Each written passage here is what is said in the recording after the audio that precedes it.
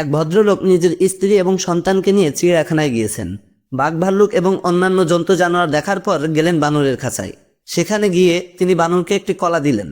বানর কলাটি নিয়ে প্রথমেই নিজের পশ্চাৎদেশে ঢুকিয়ে দিল, তারপর বের করে খাওয়া শুরু করলো।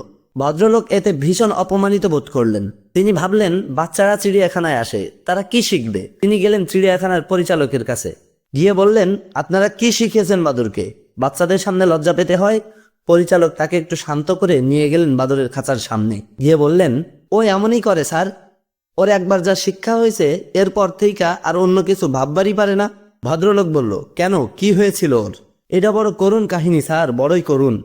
কি করুণ কাহিনী? একবার এক ভদ্রলোক বান্দরে কদবেল দিছিল, বান্দর হালায় পুরাটাই একবারে গিল্লা খাইছে। তারপর স্যার করুণ কাহিনী, অপারেশন কইরা বাইর করতে হইছে।